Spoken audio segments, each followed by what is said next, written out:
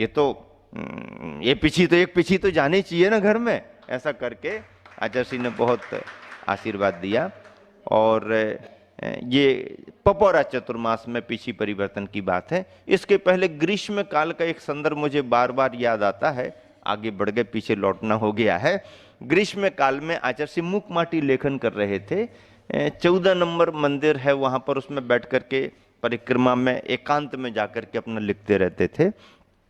रविवार का दिन था, लोग सुबह से ही दर्शन वंदना को आ रहे थे, आते रहे जाते रहे आते रहे। दोपहर में भी वंदना करने आते जाते रहे, तो आचार्य का क्रम पूरा लिखने का बन नहीं पाया।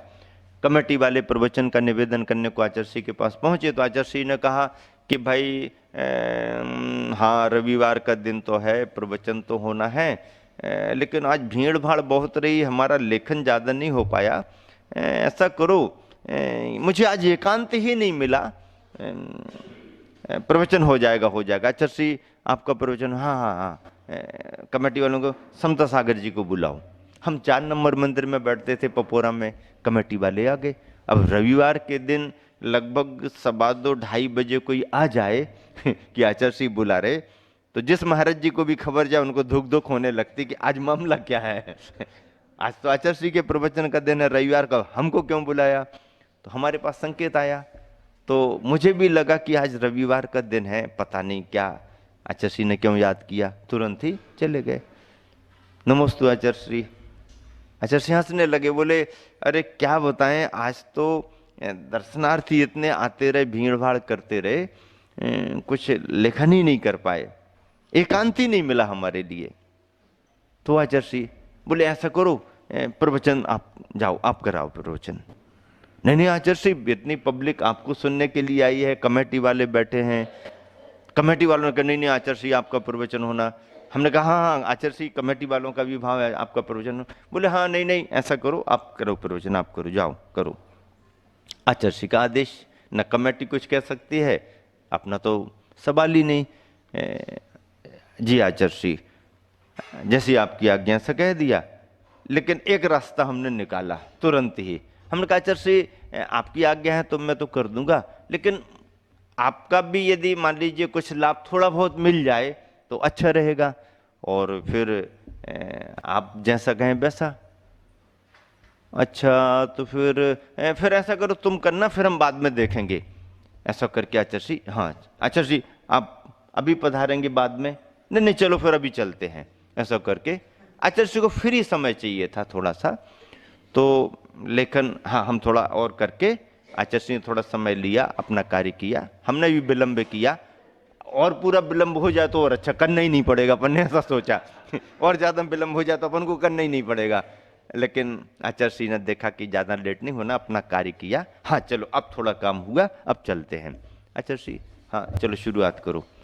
तो प्रवचन क्या करना, अपन को तो थोड़ी सी बात रखनी, और आचार्य का प्रवचन होना सुनना। उसमें मैंने एक संदर्भ लिया कि भाई आज रविवार का दिन है, आचार्य का ही प्रवचन था, लेकिन गुरु आज्ञा और थोड़ा सा मैं आपके बीच में बोल रहा हूँ। और आचार्य श्री ये कह करके आज का प्रवचन टाल रहे थे कि एकांत नहीं मिला, इसलिए भीड़ भाड़ बहुत है। तो मैंने कहा कि आचार्य श्री ने केवल मुझको ये कहा कि आज एकांत नहीं मिल पाया, तो मैं गुरुदेव से निवेदन, प्रवचन में आचार्य के सामने निवेदन किया, तो मैं गुरुदेव से ये निवेदन करना चाहता हूं कि सूरज तुम एकांत चाहते हो, सूरज तुम एकांत चाहते हो, क्या तुम्हारा प्रकाश तुम्हें कभी अकेले में रहने देगा? सूरज तुम एकांत चाहते हो, क्या तुम्हारा प्रकाश तुम्हें कभी अकेले में रहने देगा? शक्कर हो और चींटियां ना आए, बिल्कुल यही उदाहरण दिया हमने, यही। आचार्य भी बहुत गौर से सुनते रहे। शक्कर हो और चींटियां ना आए, गुरुदेव मैं कहना चाहता हूं गलती चींटियों की नहीं है, शक्कर की मिठास की है। अरे भाई शक्कर की मिठास इतनी क्यों बनी कि चींटियां दौड़ दौड़ करके आ रही हैं? गुरुदेव ये तो आपका पुण्य प्रताप है, आपके व्यक्तित्व की इतनी मिठास है कि आप चाहो भी तो चींटियां आपसे दूर नहीं हो सकती। आपका पुण्य प्रताप है, आपकी साधना का ये प्रकाश है। आप एक ऐसे सूरज हो कि आप चाहो भी तो आपके लिए कोई अकेले में छोड़ नहीं सकता है। सूरज निकले, सूरज का उजाला हो और उसके पास कोई ना आए, ऐसा हो नहीं सकता है। सूरज तुम एकांत चाहते हो, क्या तुम्हारा प्रकाश तुम्हें अकेले में रहने देगा? शक्कर हो और चींटियां ना आए, ऐसा तीन काल में संभव नहीं है। अपन ने तो अपनी बात रख दी और प्रवचन पूरा कर दिया, अपन खुश हो गए, अपन ने अपनी बात। लेकिन आचार्य श्री ने फिर इन्हीं बातों को पकड़ करके जो अच्छे तरीके से व्याख्याएं की, ये तो ख्याल में आचार्य श्री को भी आया कि उदाहरण तो ऐसा आया है कि इसका कोई तोड़ नहीं है, क्योंकि सूरज और अकेले में रहे, शक्कर और चींटियां ना आए, संभव नहीं। लेकिन आचार्य श्री ने उस विषय को अलग तरीके से रख करके और जो प्रवचन दिया, लोगों ने खूब आनंद लिया, खूब लाभ लिया। और ऐसा करते चतुर्मास ग्रीष्म काल संपन्न होते होते नैनागिर में पंच कल्याणक की तैयारियां चल रही हैं। चिंता कमेटी को ये हो रही कि जनवरी का माह अभी समाप्त होने को हो रहा, फरवरी में पंच कल्याणक है और फरवरी के पंच कल्याणक में इतनी पब्लिक आएगी। कमेटी वालों को चिंता ये हो रही कि जो 2 कुएं हैं नैनागिर में, उनमें पानी धीरे धीरे कम होता जा रहा है और कुओं का पानी कम हो जाएगा तो पंच कल्याणक में क्या होगा, ये चिंता होना स्वाभाविक है। और वह उनको हुई, स्वाभाविक चिंता हुई। बोर कराना शुरू किया, पर 1-2 जगह बोर कराए तो दोनों बोर फेल हो गए पानी की एक बूंद नहीं निकली। कमेटी को और ज्यादा चिंता हो गई, भैया बोर फेल, अब क्या करें? उपाय यही था कि बोर करा लें, पानी निकल आएगा। बोर फेल हो गए, क्या करें? कमेटी वालों ने आकर के अपना भाव, अपनी चिंता गुरुवर के पास प्रकट की। एक दिन शाम को आचार्य श्री आचार्य भक्ति के बाद बैठे हुए थे, महाराज वगैरह भी बैठे थे, मैं भी वहीं पर था। कमेटी ने आकर के चिंता प्रकट की, गुरुदेव इतना बड़ा आयोजन होना है और कुओं का पानी थोड़ा थोड़ा कम होता जा रहा, बोर कराए पानी नहीं निकला, अब आपका ही आशीर्वाद चाहिए, इतने बड़े आयोजन में कोई परेशानी नहीं आना चाहिए। आचार्य श्री ने बात को अच्छे से सुना, ध्यान से सुना और बहुत आश्वस्त करते हुए, चिंता मत करो, फिर भी गुरुदेव बहुत पब्लिक आएगी क्योंकि तैयारियां बहुत हैं। क्षेत्र का पंच कल्याणक, बहुत वर्षों के बाद इस इलाके में क्षेत्र का पंच कल्याणक हो रहा, चिंता तो बहुत बड़ी है। तो आचार्य श्री कहने लगे, देखो चिंता मत करो, जो भी आएंगे अपना भाग्य भी लेकर के आएंगे। प्राणी आता है तो भाग्य में पानी भी लेकर के आता है। चिंता करना स्वाभाविक है, पर जो भी आएंगे अपना अपना पुण्य लेकर के भी तो आएंगे। आप अपनी व्यवस्थाएं बनाओ, तैयारियां करो। फिर भी कमेटी वालों को कोई ऐसा स्पष्ट समाधान मिल जाए, आचार्य श्री क्या करें, और बोर करा लें कि क्या करें, ये काम आपका है, आप देख लो। 2-2 बोर करा लिए, पानी नहीं निकल पाया। फिर वही चर्चा, आचार्य श्री ने कह दिया सब आएंगे, जो भी आएंगे अपना भाग्य लेके पुण्य लेके आएंगे, चिंता मत को, आशीर्वाद है। फिर भी कमेटी, फिर भी आचार्य श्री चिंता तो होती है। तो उसी समय मैंने क्या कहा, मैंने कहा अरे चिंता काय को कर रहे हैं आप लोग? जहां पर उस समय संघ में 23 महाराज थे, 23 पिच्छियां थी, तो हमने कहा कि अरे चिंता क्यों कर रहे हैं आप लोग? जहां पर 23 सागर बैठे हैं वहां पर पानी की कमी कहां से होगी? 23 सागर बैठे हैं और इन सागरों के बीच में इतने बड़े महासागर अपने गुरुदेव हैं, पानी की कोई कमी नहीं होने वाली है। आप गुरुवर का आशीर्वाद लो, पिछी लगवाओ, आपका काम सब हो जाएगा। ऐसा करके प्रेरित किया। नमोस्तु नमोस्तु। आचार्य ने, भाव तो रहता है, हाँ चिंता मत करो, पिछी लगा दी। सुबह जंगल के लिए निकल रहे थे तो कमेटी वालों के मन में भाव आया कि स्थान तो दिखा दें कि कहाँ बोर किया था, फेल हो गए। तो गड्ढे वगैरह दिखाया, आचार्य यहाँ यहाँ ऐसा बोर फेल हो गया, अब और कहाँ। आचार्य कुछ नहीं बोले। फिर बाद में कहते हैं, अरे अच्छे से प्रयास पुरुषार्थ नहीं किया होगा, अच्छे से करो और करो, सब होता है। समोसरण आया है, सब प्राणी आएंगे, सबका पुण्य आएगा, करो करो, पुरुषार्थ में कमी नहीं होना चाहिए। ऐसा करके आचार्य ने थोड़ा प्रेरित किया, आशीर्वाद दिया। अब श्रावक तो श्रावक हैं, किसी ने कह दिया ऐसा करो, आचार्य के कमंडल का जल ले लो थोड़ा सा। आचार्य कमंडल है, क्या करते क्या, नहीं आचार्य, नहीं आचार्य, आचार्य नमोस्तु नमोस्तु, चरण प्रक्षालन। किसी ने कहा चरण प्रक्षालन कर दो, चरण प्रक्षालन कर दिया, इसको गड्ढे में डाल दो। किसी ने कहा गड्ढे में डाल दो, गड्ढे में डाल दो, ऐसा करे गड्ढे में डाल दो। अब प्रक्षालन करके गड्ढे में डाल दिया। अब आचार्य को क्या करना, वो रास्ते ही में था। ठीक है कुछ नहीं, मुस्कुरा दिए, निकल आए। किसी ने कहा यहीं पर फिर से बोर करा लो यहीं पर फिर से बोर कराओ, थोड़ा आजू बाजू में बोर।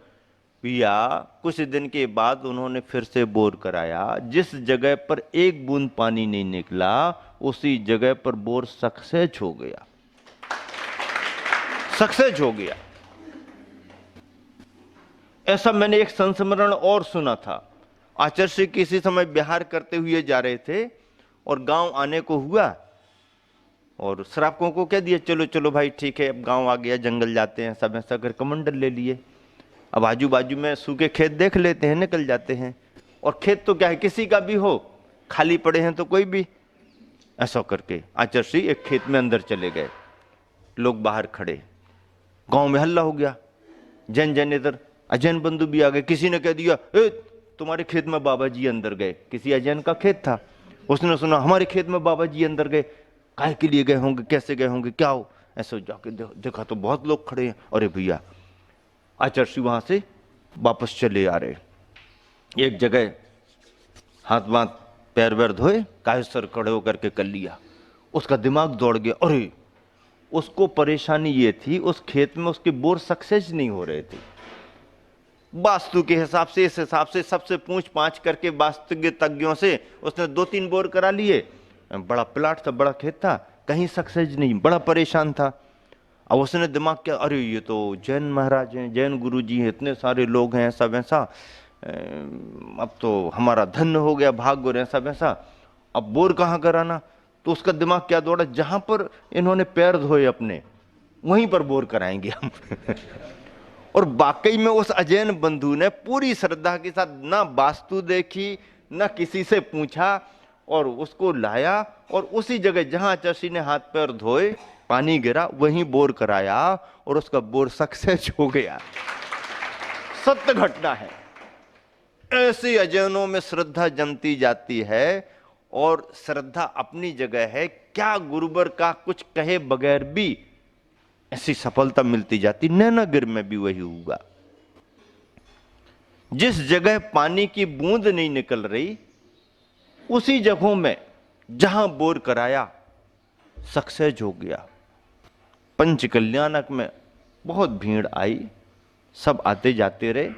एक दिन आचार्य जंगल से निकल रहे थे, पानी बह रहा था, फैल रहा था, तो हंस करके मुस्कुरा करके बोलते, हम साथ में थे, बोले देखो लोग कहते पानी की कमी, पानी कितना बह रहा है, देखो ना, कहते पानी की कमी। लोग जो साथ में, गुरुदेव आपका प्रताप है, आपका प्रताप है, ऐसे श्रावक कहने लगते हैं। आचार्य मुस्कुराते हुए निकल आए। नैनागिर का पंचकल्याणक अच्छे से मतलब आगे बढ़ रहा था।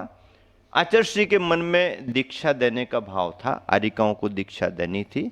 बहनें बहुत तैयार थीं, 10 प्रतिमा लेके वो बहुत समय से ब्रह्मचारिणी अवस्था में भी विहार कर रही थीं, साधना भी बहुत हो चुकी थी। इस तरह से आचार्य के मन में भी था। लेकिन कहाँ दें, किस रूप में दें, कहाँ किस रूप में दें, ये संयोजना चल रही थी। और समूह शरण पंच कल्याणक के अवसर पर आचार्य श्री का मन बन गया। 11 बहनों को आर्य का दीक्षा देने के भाव आचार्य श्री ने निश्चित किए और संघस्थ ब्रह्मचारी जो थे उनमें से 12 ब्रह्मचारियों को क्षुल्लक दीक्षा देने की आचार्य श्री ने अपनी भावना बनाई। और दीक्षा दिवस के दिन अब इतनी बड़ी दीक्षाओं का कार्य संपन्न करना और पंच कल्याणक में दीक्षा कल्याणक की क्रियाएं इतनी कि पूरी दोपहर में संपन्न नहीं हो पाती। आचार्य श्री ने एक दिन बुला करके पंडित जी को कहा, पुष्प जी को, दीक्षा दिवस के पहले, पुष्प जी अब तुम्हारी परीक्षा आने वाली है। गुरुदेव क्या परीक्षा आने वाली है? आपको कल दीक्षा दिवस के दिन भगवान की दीक्षा की सारी क्रियाओं को संपन्न करके मुझको 1 बजे मंच देना है। 1 बजे मंच देना है गुरुदेव, बहुत कार्य होते हैं, वो आप देखो, कठिन पेपर है आपका, परीक्षा में पास होना है आपको। 1 बजे मुझे मंच चाहिए, क्योंकि भगवान की दीक्षा करेंगे और फिर संघ की दीक्षा होगी। जो आज्ञा गुरुदेव, 1 बजे आपको मंच मिलेगा, 1 बजे मंच प्रदान कर दूंगा। उस दिन आचार्य श्री जल्दी संघ के साथ सामायिक में बैठे और ठीक 1-1:15 बजे आचार्य श्री पहुंचते हैं और पंडित जी अपनी पूरी विधि क्रियाएं संपन्न करके केवल आचार्य श्री आपको दीक्षा देनी है भगवान की, और हाथ जोड़े खड़े आचार्य श्री देख करके मुस्कुरा गए। पंडित जी सब कार्य संपन्न कर लिया? संपन्न कर लिया आचार्य श्री, आपका जो आदेश आशीर्वाद था। फिर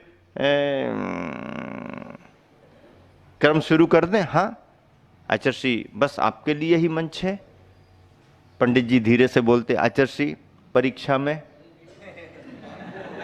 पास हुआ कि फेल? आचार्य श्री मुस्कुरा करके बोलते हैं 100 में से 100 नंबर। इतना बड़ा काम कर दिया, समय पर कर दिया, विद्वान की प्रशंसा की जाती है। और आचार्य श्री ने कल्याणक में भगवान की दीक्षा करने के साथ ही मंच पर आर्य का दीक्षाएं दी। आर्य का दीक्षा को लेकर के आचार्य श्री के मन में बहुत दिन से चिंतन मंथन चल रहा था। बहुत एक अच्छे तरीके से प्रामाणिक परंपरा के रूप में आचार्य श्री आर्य का दीक्षाओं को आगे बढ़ाना चाह रहे थे और वह वहाँ पर योग बना।